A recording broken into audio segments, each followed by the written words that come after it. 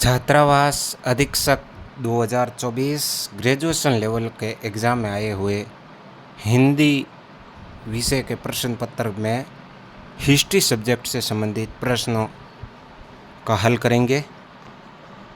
तो सबसे पहले देखते हैं, यूट्यूब पर मुकेश जाट 00 हमारी आईडी है। पहला प्रश्न, रणथंभौर के चौहान राजवंश के संस्थापक कौन थे? रणथंभौर का चौहान राजवंश, अजमेर के चौहानों का पतन हो गया था जब पृथ्वीराज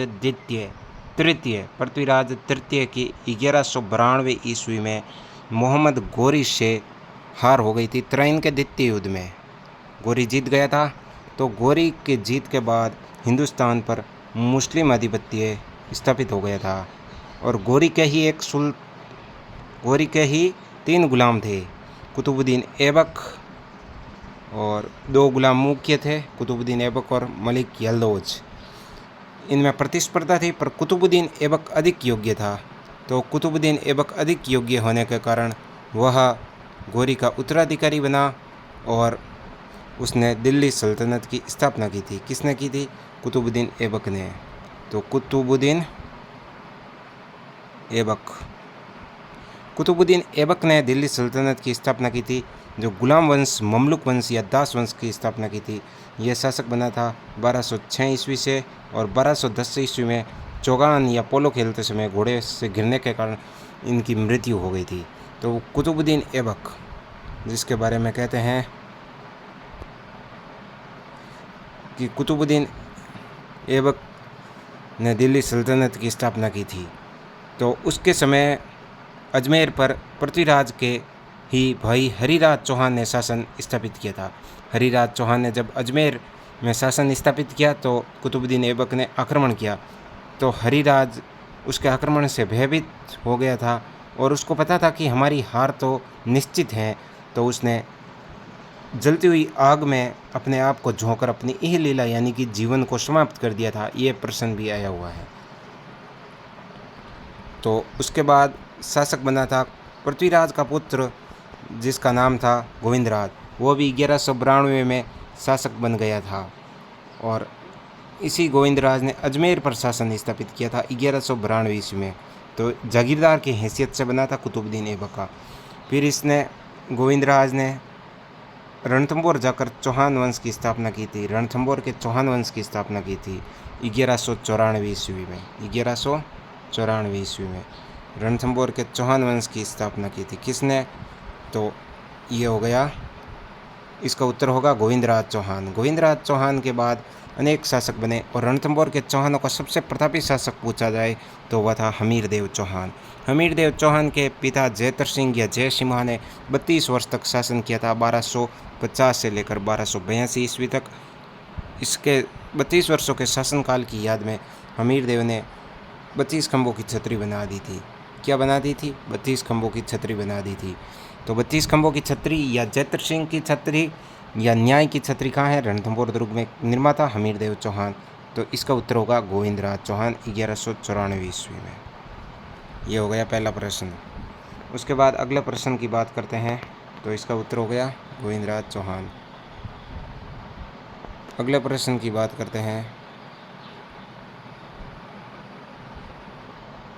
अगला है दूसरा प्रश्न, सन 1857 के समय भारत में मुगल बादशाह कौन था? 1857 का विद्रोह, जिसे प्रथम भारतीय स्वतंत्रता संग्राम की संज्ञा दी थी वीर सावरकर ने, the war of Indian independence पुस्तक लिखी थी वीर सावरकर ने। वहीं इसके बारे में जब भी बात की जाती है तो मुगल बादशाह कौन था? तो मुगल बादशाह दिल्ली का बादशाह था 1857 में बहादुर शाह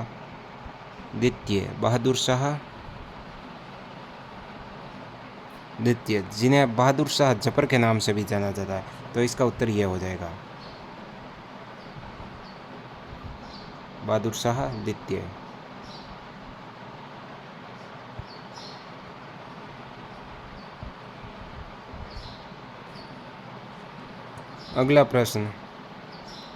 अगला तीसरा प्रश्न है कि कैवल्य संबंधित है। कैवल्य जैन धर्म में, ये इसका उत्तर होगा जैन दर्शन थे। तो जैन धर्म में पूर्ण ज्ञान प्राप्ति को कैवल्य कहा जाता है। जैन धर्म में पूर्ण ज्ञान प्राप्ति को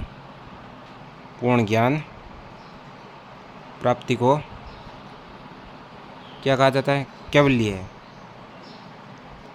कहा जाता है। और ये पूर्ण ज्ञान प्राप्त करने वाले को क्या कहा जाता है? तो पूर्ण ज्ञान प्राप्त करने वाले को कहा जाता है केवलीन। क्या कहा जाता है? केवलीन। तो इसका उत्तर होगा जैन दर्शन से। जैन धर्म में कुल 24 तीर्थंकर हुए। पहले तीर्थंकर थे ऋषभ देव या आदिनाथ, जिसका प्रतीक है बेल। और 5वें तीर्थंकर थे सुमतिनाथ। भांडासा जैन मंदिर इन्हीं सुमतिनाथ को समर्पित है, राजस्थान के बीकानेर में है, जिसकी नींव देसी घी से बनी हुई है। उसके बाद शांतिनाथ जैन मंदिर है, वो भी हैं चित्तौड़गढ़ में। अगला प्रश्न है 23वें तीर्थंकर पार्श्वनाथ हैं। 24वें है महावीर स्वामी, जैन धर्म के प्रमुख तीर्थंकर है महावीर स्वामी। अगला प्रश्न, सन 1789 ईस्वी में बड़गांव की संधि हुई थी, वो किन के और अंग्रेज़ों के बीच हुई थी? तो अवध का नवाब का तो प्रश्न ही नहीं उठता है। हैदर अली जो कि था मैसूर का था, आंग्ल मैसूर युद्ध भी हुए थे। 4 हैदर अली का पुत्र टीपू सुल्तान, जिनकी तलवार थी वो किससे बनी हुई थी? स्टेनलेस स्टील की बनी हुई थी। तो ये भी ना होगा। टीपू सुल्तान की मृत्यु हुई थी 1799 ईस्वी में श्रीरंगपट्टनम में। फिर है राजपूतों के साथ, ये भी ना है। मराठों के साथ है। 4 आंग्ल मराठा युद्ध हुए थे, प्रत्येक में संधि हुई थी। किसी में सालबाई की संधि, किसी में बड़गांव की संधि। तो ये बड़गांव की संधि अंग्रेज़ों और मराठों के मध्य हुई थी। अगला प्रश्न, स्वराज पार्टी के संस्थापक कौन थे? स्वराज पार्टी के संस्थापक, ये 2 व्यक्ति थे स्वराज पार्टी के संस्थापक। ये है मोतीलाल नेहरू। कौन है? मोतीलाल नेहरू। जवाहरलाल नेहरू के पिता मोतीलाल नेहरू एक सुप्रसिद्ध वकील थे।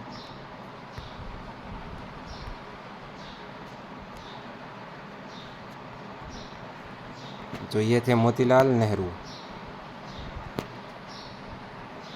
और ये दूसरे व्यक्ति हैं, ये है CR दास। मोतीलाल नेहरू, ML नेहरू। और ये है CR दास, जिसे कहा जाता है चित्तरंजन दास। CR दास, ठीक है। इन्होंने ही कांग्रेस से अलग एक पार्टी की स्थापना की थी और 1 जनवरी 1923 को इसकी स्थापना की थी। उस पार्टी का नाम था स्वराज पार्टी। स्वराज पार्टी।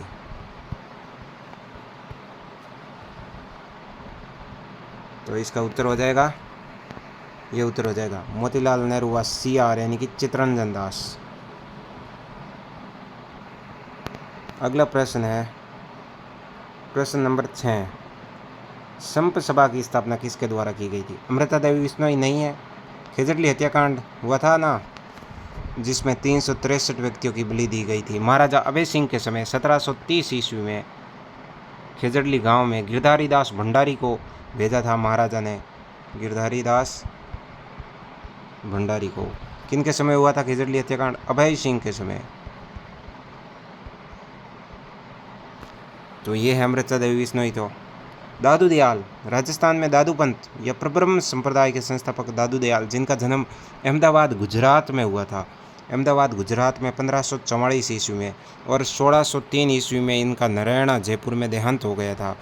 इन्हीं नारायणा में इनकी दादू दयाल की दादू पंथ की प्रमुख गद्दी है। तो कहाँ है? नारायणा में। और दादू पंथ के दादू दयाल के अनेक शिष्य थे, जिनमें से प्रसिद्ध है संत सुंदरदास, रजबदास, गरीबदास, मिस्किन जी, संत दास, माधोदास, जगजीवन आदि प्रमुख शिष्य हैं।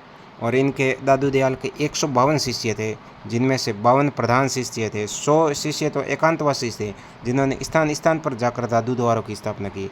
और 52 शिष्य प्रमुख थे।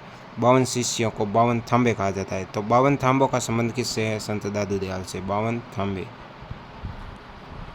दादू पंथ का दादूपंत में नागा शाखा चलाई थी। दादूपंत में नागा शाखा चलाई थी संत सुंदरदास ने। दादू दयाल का दादू संप्रदाय 5 भागों में विभक्त हो गया था, जिन्हें कहा गया था खालसा, खाकी, विरक्त, उत्तरादे और खालसा।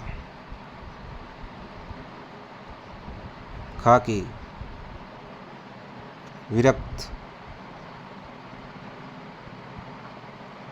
उत्तरादे, उत्तरादे या उत्तराडी या उत्तरादे या स्थानधारी जो भी हैं, ये उत्तर की तरफ हरियाणा की तरफ बढ़ गए थे। इनके संस्थापक थे बनवारी दास। और एक हैं खालसा, खाकी, विरक्त, उत्तरादे और एक है नागा, इनके संस्थापक थे सुंदरदास जी। तो गोविंद गिरी या गोविंद गुरु यह सही उत्तर होगा। जसनाथ जी जसनाती संप्रदाय की स्थापना की थी 1482 ईस्वी में। इनका जन्म होता है कतरियासर में और कतरियासर में जीवित समाधि ले ली जाती हैं जसनाथ जी द्वारा। और जसनाथ जी का मेला भी कतरियासर में लगता है, वर्ष में 3 बार लगता है। और उसके बाद जब भी बात की जाती है संत जसनाथ जी की, तो इनका एक जसनाती संप्रदाय के जाट सिद्ध कबीले के लोगों द्वारा अग्नि नृत्य किया जाता है, जिसे बोला जाता है फायर डांस। ये फायर डांस इसका भी उद्गम है, वो है कतरियासर, बीकानेर। महाराजा गंगा सिंह ने, जो कि बीकानेर महाराजा थे, उन्होंने इस नृत्य को प्रसिद्धि दिलाई थी। इसका सही उत्तर होगा संप सभा गोविंदगिरी। संप सभा की स्थापना 1883 में गोविंदगिरी ने की थी, सिरोही में की थी। यह कहते हैं राजस्थान के इतिहास के मूर्धन्य विद्वान डॉक्टर गोपीनाथ शर्मा के अनुसार। जबकि अलग अलग विद्वान अलग अलग सन मानते हैं। कुछ 1905 1903 मानते हैं, जबकि एक इतिहासकार है वी के वशिष्ठ कहते हैं कि संप सभा की स्थापना गोविंदगिरी ने नहीं की थी, यानी कि गोविंदगिरी ने संप सभा नाम के कोई संगठन की स्थापना नहीं की थी। तो इसका सही उत्तर हो जाएगा गोविंद गुरु या गोविंदगिरी। यह है गोविंदगिरी, जिनका जन्म होता है 1858 ईस्वी में होता है। बांसिया गांव डूंगरपुर में होता है। बांसिया गांव डूंगरपुर एक बंजारा परिवार में होता है। और यह स्वामी दयानंद सरस्वती के विचारों से प्रभावित थे। यह मानगढ़ धाम है। मानगढ़ हत्याकांड हुआ था 1913 को, 17 नवंबर 1913 को हुआ था मानगढ़ धाम हत्याकांड, जिसे राजस्थान का जलियांवाला बाग हत्याकांड की संज्ञा दी जाती। 1665 ईस्वी की पुरंदर की संधि, जिसके तहत शिवाजी ने अपने जीते हुए 35 में से 23 दुर्ग औरंगजेब यानी कि मुगलों को सौंप दिए थे। तो ये संधि हुई थी। वैसे तो हिंदुस्तान का मुगल सम्राट औरंगजेब था, परंतु औरंगजेब का प्रतिनिधि गया था, औरंगजेब ने जय सिंह को भेजा था। तो ये शिवाजी और जय सिंह प्रथम, इसका सही उत्तर होगा।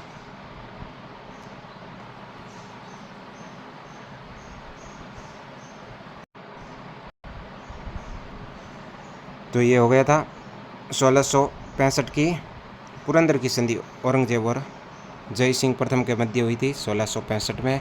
और इस समय प्रत्यक्ष दृष्टा इतिहासकार था बर्नियर, यूनानी यात्री बर्नियर इसका प्रत्यक्ष दृष्टा इतिहासकार था।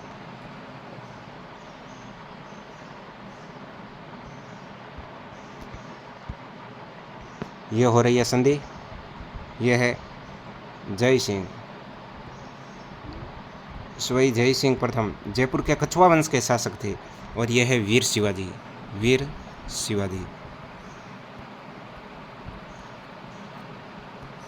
ये पुरंदर की संधि है, पुरंदर का घेरा डाल दिया था जय सिंह ने।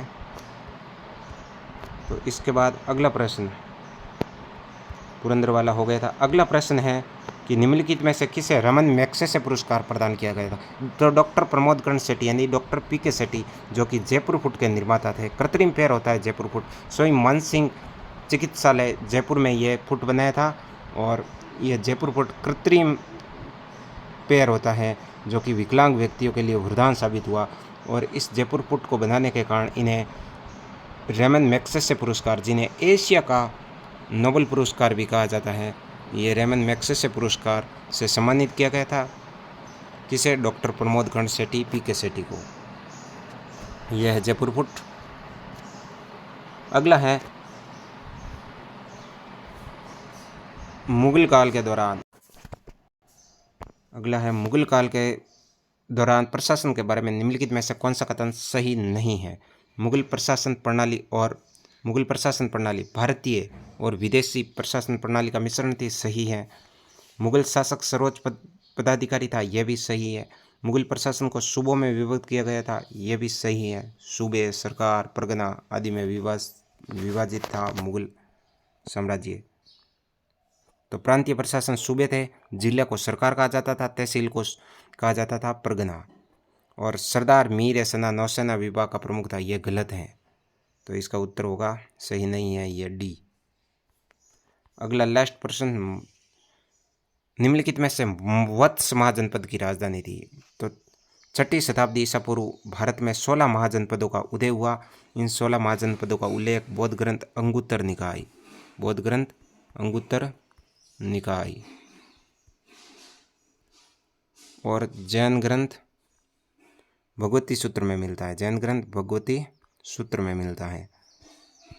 तो इन 16 जनपदों में से बात की जाए तो वत्स जनपद की राजधानी थी कौशाम्बी। तो विराटनगर तो थी मत्स्य जनपद की राजधानी, विराटनगर मत्स्य जनपद की राजधानी। चंपा किसकी राजधानी थी? तो चंपा अंग की राजधानी थी। मगध की थी राजगृह या पाटलिपुत्र। तक्षशिला गांधार जनपद की राजधानी थी। तो इसका उत्तर हो जाएगा कौशाम्बी। वत्स जनपद की राजधानी कौशाम्बी थी। तो एक बार सबके उत्तर। पहला रणथंभौर के चौहान वंश के संस्थापक हो जाएगा, कौन था? गोविंदराज हो जाएगा। सी नहीं, डी हो जाएगा, ये गोविंदराज। अगला प्रश्न, 1857 के विद्रोह के समय भारत में मुगल सम्राट बहादुर शाह जफर या बहादुर शाह द्वितीय। उसके बाद अगला प्रश्न, केवलिया का संबंध है। केवलिया का संबंध किससे है? जैन दर्शन से है। अगला प्रश्न, जो बड़गांव की संधि 1789 में हुई थी, अंग्रेजों और मराठों के मध्य हुई थी। स्वराज पार्टी के संस्थापक ये मोतीलाल नेहरू और सी आर दास हो जाएंगे। समसभा की स्थापना 1883 में गोविंद गुरु ने की थी, गोविंद गिरी ने। 1765 में पुरंदर की संधि शिवाजी और जय सिंह प्रथम के मध्य हुई थी। पी.के. शेट्टी को दिया गया था रमन मैग्सेसे पुरस्कार। मुगल प्रशासन के बारे में भारतीय और विदेशी का मिश्रण थी। शासक सर्वोच्च पदाधिकारी था। वहीं प्रांतीय प्रशासन की बात की जाए तो प्रांतीय प्रशासन सूबों में और जिला को सरकार कहा जाता था, तहसीलों को परगना कहा जाता था। तो ये भी सही हो जाएगा। सरदार मीर सना नौसेना विभाग का प्रमुख था, ये गलत हो जाएगा। वत्स जनपद की राजधानी हो जाएगी, वत्स महाजनपद की राजधानी कह सकते हैं, वो हो जाएगी कौशाम्बी। मत्स्य की थी विराटनगर। तो ये होता है पूरा पेपर का सॉल्यूशन कर लिया। इसी प्रकार और भी पेपर जानने के लिए हमारे चैनल से जुड़े रहिए।